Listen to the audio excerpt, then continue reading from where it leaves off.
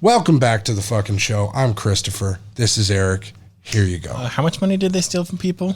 So originally, accidentally charge. Blockchyp's not the thief here. Blockchyp is negligent at the least. I will say, so let's go back to when this all started. January 2020. Messages from Usman and Farhad and all these random people at Repair Desk. Come on, we do the best. The best in the industry. We'll do it. We'll do this. Here's a demo. Let's do that. What was it? $12.99, $11.99, then it was $8.99, and then it was back to $12.99. Mm-hmm. So Christmas 2020, we signed up. Cool, $11.99 special. Didn't come with one of the label printers and a bunch of stuff we had to pay for after, and then it still didn't work, and we didn't actually use it. We put our inventory in, but then we took it out. Then it crashed. Every time we spent 4 or 5 hours, it was just a bad process. And unfortunately for Usman, back then I didn't have a voice or a care to like talk shit about it. Mm-hmm. For me, it doesn't work. And to a lot of people, they see these names and they're like, they're pillars of the community, so they won't speak up about it. There was too many bugs for us not to say, okay, pest control time. It was not worth my time. But as a contingency of having Repair Desk, you had 2 options. You could try and integrate with Square. It kept failing. They would not integrate. So he's like, all right, get Blockchyp. You don't have to use them. I don't have to use them, but I need them. So I got them. I signed up for Blockchyp, got the rep. Hey, here's your little merchant thing, an extra $3.99. I just wanted everything to work. It didn't work. Because it didn't work, we left it unplugged. I said, all right, cool. I'm going to take this $1,200 hit. I'll write it off on my taxes as a bad investment. I did. I wrote that off. Lost an inventory, shorted it, boom. It sat in a box. I never sold it. I got that off on my taxes. I was like, okay, it's a bad investment. I declared it as a bad investment. Still, hadn't heard anything. 6 months went by. Somebody called me and was like, oh, you really got to start using this. I was like, maybe I will. Maybe they updated it. Maybe they give a shit now. Maybe they don't. Because for some reason, as soon as I scheduled another call to get it restarted and fix the bugs, the rep disappeared. This is on Repair Desk again still. Blockchyp had never, at any point up until this point, spoken to me, called me, asked me why I wasn't processing. They knew the gig because this happens to a lot of people. They just don't process. The funny part is that I heard again from one of their people on WhatsApp or Telegram, another 6 months later, 2021, hey, we should come back. We got a lot more going on. This is what it is. It's going to be fun. And I said, no, absolutely. Don't contact me. I'm done with it. I'm still in the groups, unfortunately. So I see all the people about every little thing. Every tiny little thing. And what admins take away so people can't about. And, there was a time where they went from like 1.0 to 2.0 and killed half of their users' base without telling anyone. And we're like, we'll have our dev team try and fix it. So I was trying to find your post because I know it was trending there for a minute. Yeah. It's gone again. I found the post on our page. They can't wipe that out. But it's one of those things. You pick and choose. Repair Desk is technically the person that started this. And it's unfortunate because they are the ones who put their name on it. Usman made that choice for the convenience of his customers. He's only liable by directing people to the fraudulent activity. Now, he would be brought in, deposed, if there was any type of court action. Mm-hmm. But come to November of 2021, what was it, the 21st, we all got notifications for a charge on our bank account. $295. If you've seen the previous podcast, you'll understand. This year? 2022, sorry. So this last week, we got a $295 charge. I didn't notice it. I saw somebody else bitching in the groups about it. I'm like, there's no way. I haven't used them in a year and a half. Mm-hmm. I didn't even run a card through them. I have their equipment in a box. Made a post about it. I was like, look at the cables in the box. It's dead, Ma. It's dead. It's almost like it's tied up in its own cable, so it's like strung up. There's more dust on it than a dead body, I guarantee it. That's how dead it is. It is like dead. Going back to the earth dead. Mm-hmm. Never to be used. And sure as shit, there's a charge on my account from EPX merch settlement. Numbers, blah, blah, blah. And so I reach out and I'm like, hey, you charged me $295. I haven't used you guys in almost 2 years. Mm-hmm. What are we going to do? Well, Blockchyp has no idea about this. At the time, I'm one of 3 people who caught it. Unfortunately, this is news to them. They had ceased all operations with EPX. EPX is their sister company they were doing business with to settle all their merchants in batches. So the way it worked was we were in contract with Blockchyp. Their contracts, even though it wasn't cancel at any time, don't use us, doesn't matter, had a different contract or a guarantee with EPX and how they would batch out every day or batch out every week or whatever you had selected. But there was a termination fee for however many clients that did not get paid by Blockchyp. The very weird point, post everything actually hitting the accounts, we can't charge it back. The bank won't allow us. There's no option. There's only 2 types of transactions that will not allow you to dispute. One is a legal settlement. 2 is going to be direct wire transfer. A direct wire transfer.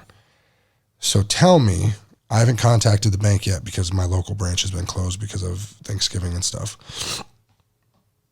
Tell me why it feels like Blockchyp got sued and then they had to settle it with the accounts payable, which is all of our user accounts in this profile or this proxy. And they didn't have enough money, so then the people took the payment info and just ran it through. That's the possibility, or they recovered it that way, because lawyers will do whatever they want. I've been sued before. We've had this conversation. This is typically what the settlement officers do. They got their money, so that's your problem now. Yeah, they just send it to whoever's bank. So if they sent it to my bank, sent it to your bank, sent it to your bank, and they're like, okay, we have a bill for an early contract fee, termination fee, that went through in court against Blockchyp and all of their profiles, processors, and people that were in contract at this date. That would be what I thought was in the thousands. I wrote this scathing email because I figured that EPX was associated with Blockchyp and they were pulling an exit scam. It was a very obvious, hey, they charged me for something that wasn't supposed to be charged. I'm not in business with them. They have my account info and they're trying to pull a scam. Mm-hmm. So from my end, it looked like, okay, I get to sue these people. We know I love lawsuits. It's $300. I'll make thousands. Even small claims, this is a slam dunk. But a class action lawyer gets a hold of it and they'll milk every dollar through bankruptcy. Resolution doesn't matter. They'll take them for every penny that exists. Exactly. So I wrote this email on a very frustrated Monday. Have at it. You've charged my business account ending in and what seems to be other 100 business owners for something without permission nor express legal allowance. Therefore, I am demanding a full refund of my money within 7 business days, December 1st. I would expect to see my letter following this email soon after the request. If there has not been a final understanding post the 7 business day period, December 1st, I will in fact contact the other users in the group and we will all hold you liable for loss and the damages.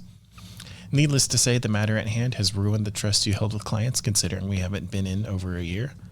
The matter is far worse for those who you have information on but do not hold contracts or should be in business with. It brings much more concern over liability of consumer laws and such.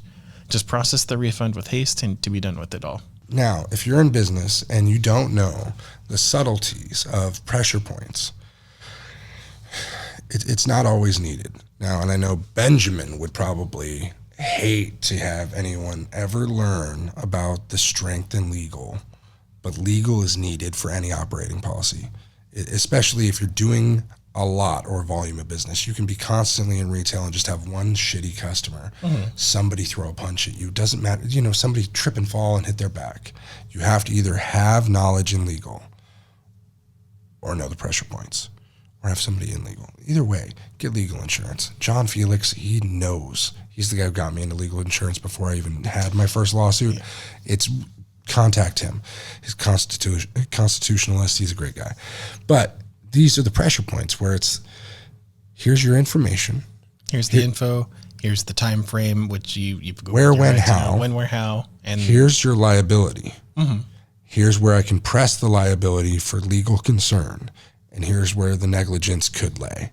So all that in a what and a how gives a lawyer a why, a where, when. They'll figure it out. Yeah, because this isn't a threat. It is a demand. This is a legal demand notice. And I sent a certified letter with this same notice that night, dropped it in the mail the next morning.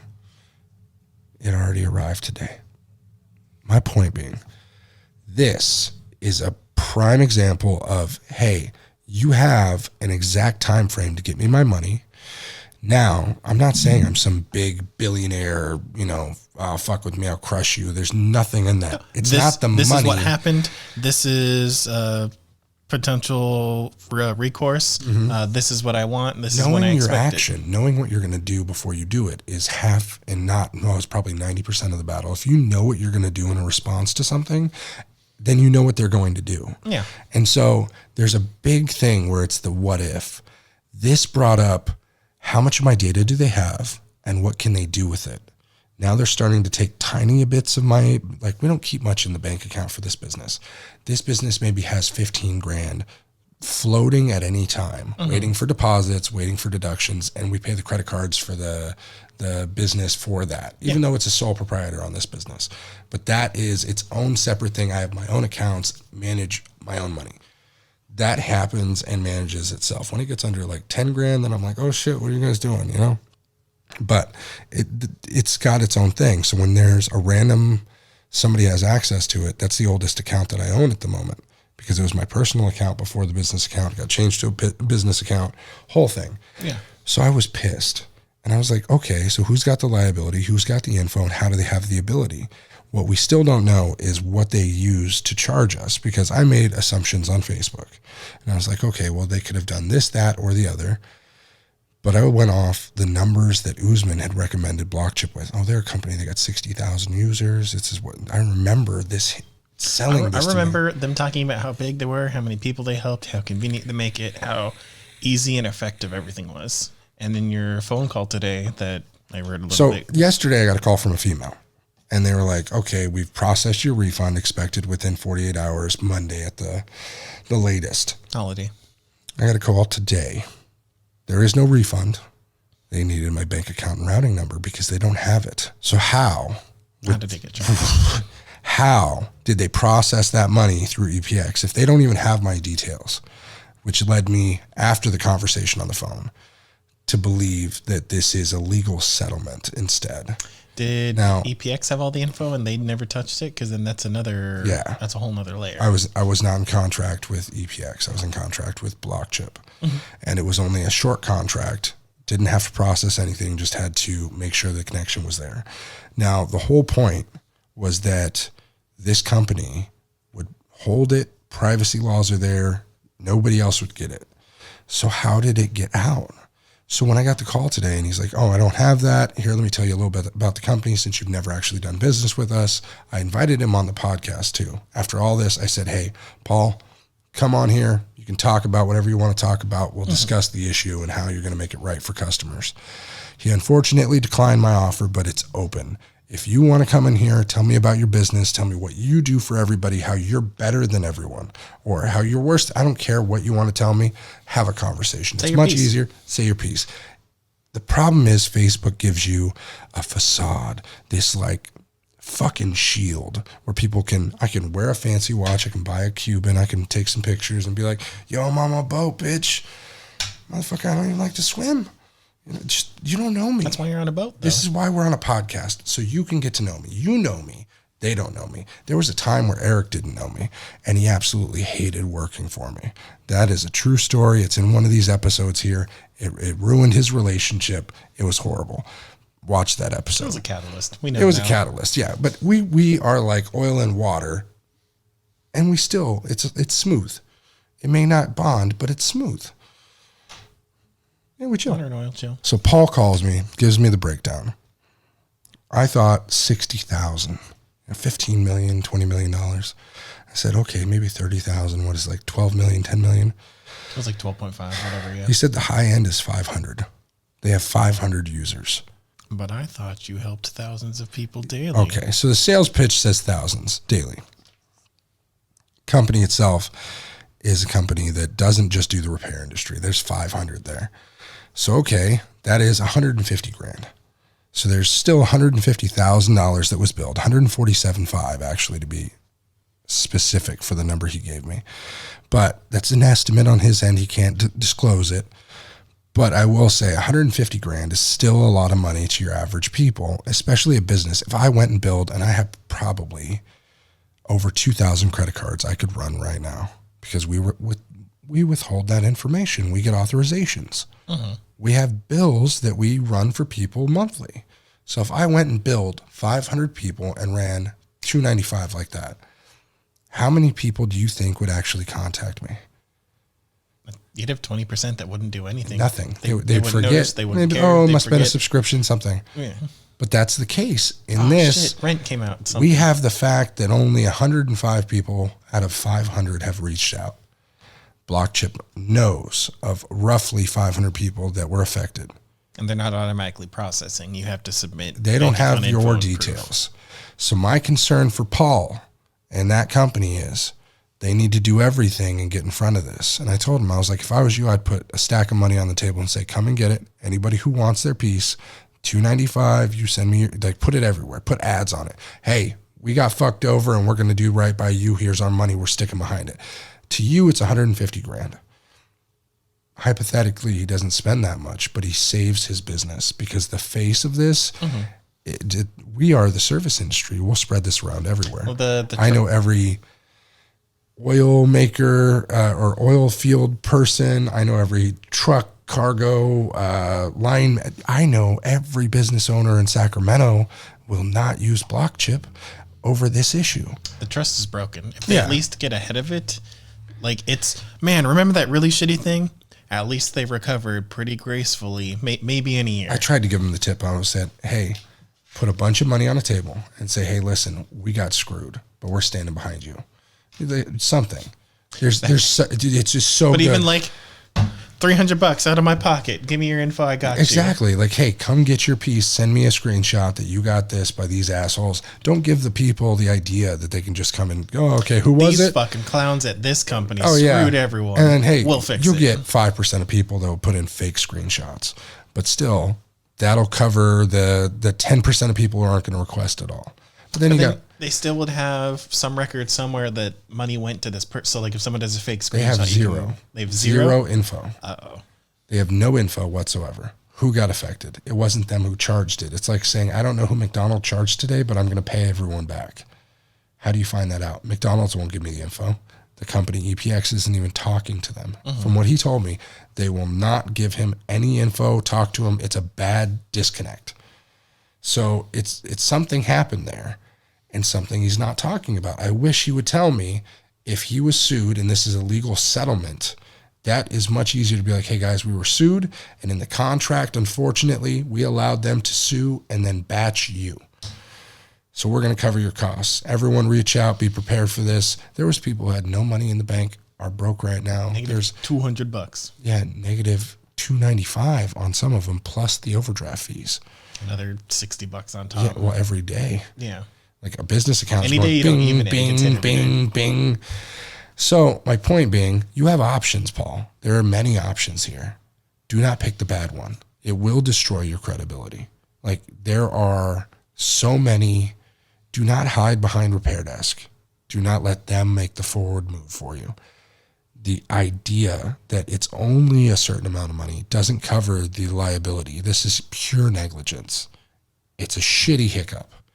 I understand you're not at pure fault for this, but you still have liability. It's a problem. You are the withholder of this information. It happened. You didn't get out in front of it before people started asking questions.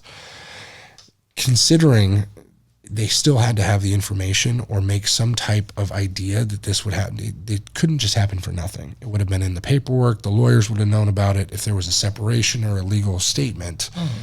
No company or no real company, if they were in business with a sham company that made an exit poll, I don't know. They could have said something, but they're not saying enough.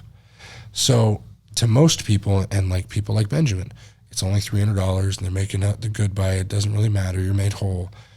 That's not my point. I don't want to get into a pissing match about the morale, the politics of it.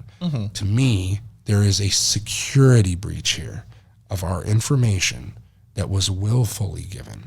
to another company and then allowed to be partly manipulated in some way. Prove it was an accident. Prove you got sued. Show somewhere that it's not entirely your fault and people will be able to trust again. Yeah. If this is some shadow operation you're trying to sweep under the rug, people are never going to come back. Yeah, exactly. And it's not just going to stay in the repair sector. Like, we can look up who uses Blockchyp. We can go by Instagram tags or business owners, and I bet you it'd be a lot easier to find out who uses Blockchyp and notify them of the security breach, because it is a security breach. Like, this is what they did with 500 of their users' data. Even if it's not their fault, there's ways to find out who uses Blockchyp. Yeah. Like, if you get one retail store that has 500 locations to shut their contract off with them, then you've basically covered somebody else who's got, like, say Jamba Juice has what? Say they happen to use that POS. Say they happen to use it, and they got 1,200 locations. That's another $360,000. What if they were charged? You know what I mean? Mm-hmm. So, and I understand they're a new company and this is how it is. It's on the blockchain, yada, yada. There's a difference in protecting people's money and protecting people's privacy. I don't give a shit. I'm not the guy. You want my bank account and routing number? I sent it to you over email. You're going to give me my $295? Great. It wasn't the money. It's the pure liability, and that nobody from your side reached out before Facebook reached out. That's what killed me.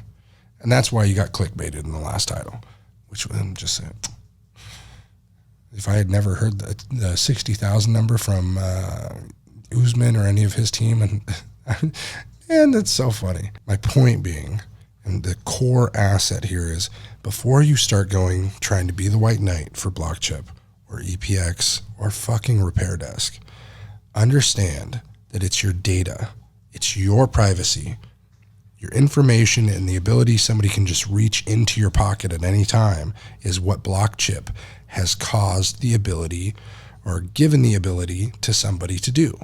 And who knows if they sold that to someone else. Exactly. What if it was China? What if it was Russia that was in your backyard saying, hey, these are just my tomatoes? Well, your wife gave me a key.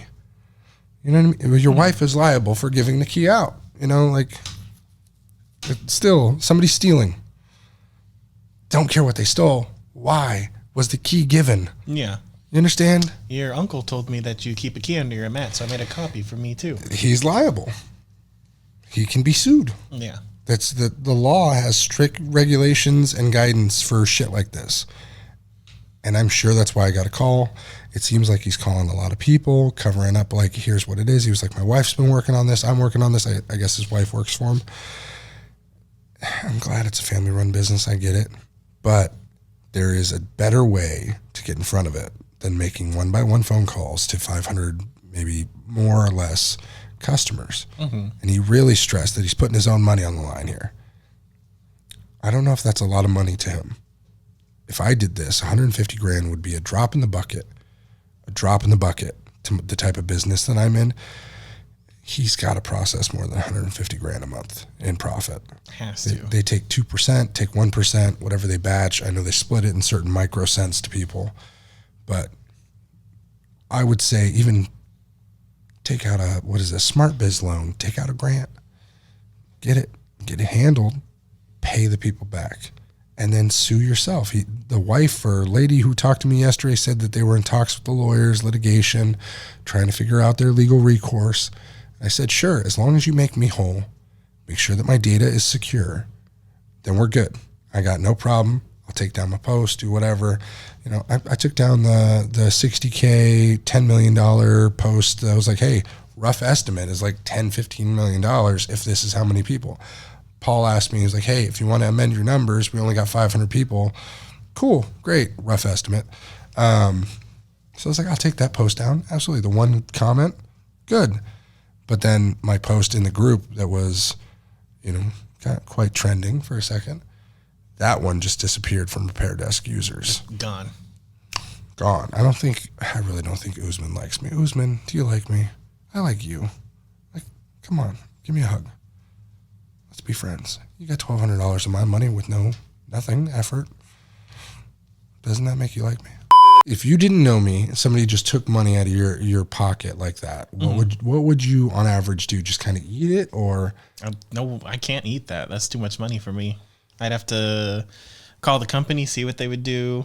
If it's nothing, I have to call the bank, see what my protections are, see what they'd recommend, some sort of recourse. Like, I'd have to do a lot of investigating. I'd have to like take a day off work and handle this shit because it's a lot. It's 2-3 days worth of money. $300. Yeah, and a lot of people, and there's just one specific person, and I don't know why this person just doesn't. I didn't want to buy his course, so I don't know if he doesn't like me. I like him, really like you, Ben. There's no problem there, but he is defending it like it's not a big problem to people like him. Maybe not. It's not a problem to him. It would ruin me. Do not get me wrong. There is a privilege in this industry to people who think they are here. They think. Because in an instant, you could be here. I know that I'm like here, right? And I get to here quite often. I like to spend my money. I like to do bad things. We understand that. But the people who hold themselves here and like nothing is ever a problem, they tend to wash away all the bad things until it piles up and all the bad things reach them. Mm-hmm. And then it's a mountain of shit that they got to get through. And I don't know why they just kind of like kick it off their shoulder like it's not a big deal. No, I'm not going to wait. I'm going to handle this. I'm not going to rely on a third party to handle this. I'm going to reach out. I'm going to try and handle it myself, which I did. The third party is requiring you to send in information. So if you did nothing and waiting for it to be handled, nothing would happen. Like Usman reached out, made his statement after the fact. I had already emailed, sent a legal demand notice. I've been through this, right? I'm not trying to say I'm better than or anything like that. I've been through similar instances where people have stolen in a certain way, and I've needed to make those requests.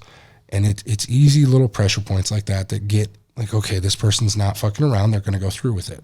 Versus the people who are like, give me my fucking money back. You stole from me. A, F you this, up you that. I'm going to do that. Burn this down.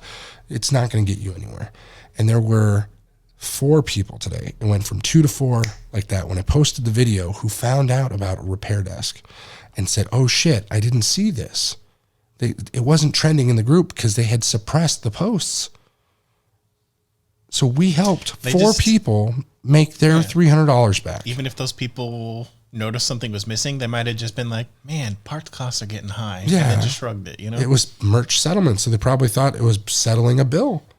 Oh shit! I never paid my taxes on whatever. Oh god, yeah. Who knows? Who knows what's that? I got sued for something that was like, I think it was a ticket that went to court, and I never paid, and it sued me, became a $1,200 bill, and then they got it from my bank account when I started this location, and it was all the money in my account. I had $1,800 at the time. This is back in the folding chair days, and chip in the chair. Dude, I'm telling you, I had never quickly run over to a bank. I left the door unlocked, all my shit out. It was booming. There was customers. I ran.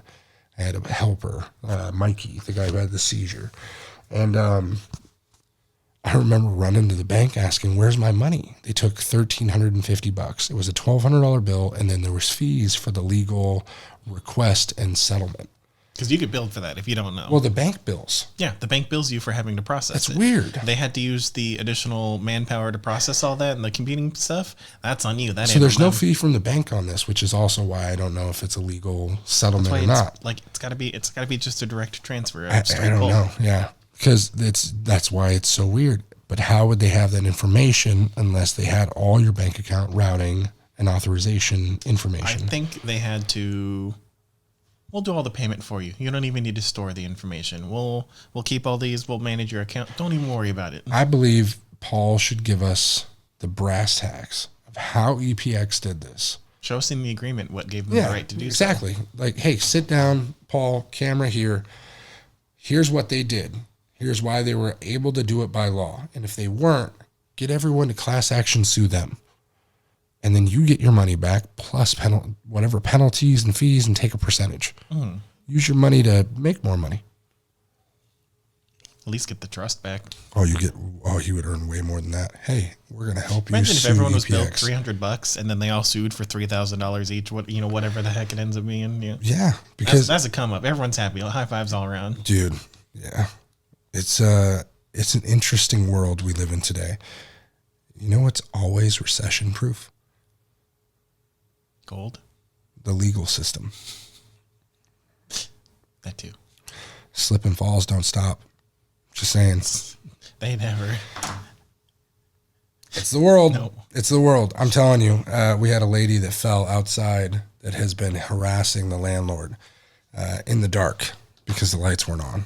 And it is a nightmare to deal with because the landlord still didn't fix the lights, still been getting calls. They fixed the lights and then they broke again immediately. Well, they turned them off. They turned off the timer. So then the lady came back to check with her lawyer. Lights were off. And the lawyer's just like, pack it up, we're going home. Only one side of the lights were on. And they flicker on that side. No, it wasn't on at all because the timer, it was already fixed by then. Well, the other units, they just flicker. Yeah, Those hardly work. And then ours are off. Yeah, ours are off. And so the day after she comes, I call, and I'm like, hey, the marquee isn't working. Oh, okay, yeah, I thought we already had that fixed. Electrical guy came out, said he fixed it, billed us $500. I'm like, I've never seen him out here. Turns out they got swindled for like $1,200. It's usually the same guy. So like I see his truck out there and I'm like, oh, he's fixing some shit. Nope. Then they had somebody else drill some lights out back, which is so interesting.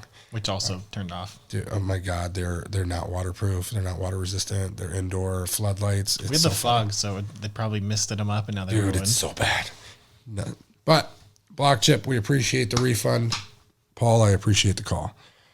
I don't remember the female's name. I have it written down on a note somewhere. Start building up the trust. Put out a statement. Put out some facts. I don't want an estimate. I want the numbers, clear-cut numbers. Somebody like me who wants the evidence to support your case. I want to trust you. Shit, I want to do business with you. Make me some money. Rebuild that trust. We had plans to use Blockchyp so many times, and not even just recently. We were going like, oh, you know what we should do? We definitely have the service. We should switch from Square. Well, Square's 1.97%, 1.67. That's our premium rate. Oh, that's premium. Yeah. But it's usually higher. It's stupid for some of the invoices and the inventory. So we're like, okay, what if we went over to Ad Central and used Blockchyp? That was 2-3 weeks ago. After all this, you got to get that trust back. The box is staying in the box. So that's where we're at today. Happy hump day. If you notice anything, email us in the link below. Give us your facts, and we'll take it to them for you. We'll help you out. If you don't know how to get the money back, if you want any help or advice, if somebody's being difficult or you don't know the people to reach out to, we're here for you. Comment, like, subscribe. We'll see you later. Life can be super happy, life can be super sad. I'm trying super hard to separate the good and bad. I go back to my future just to get to my past, but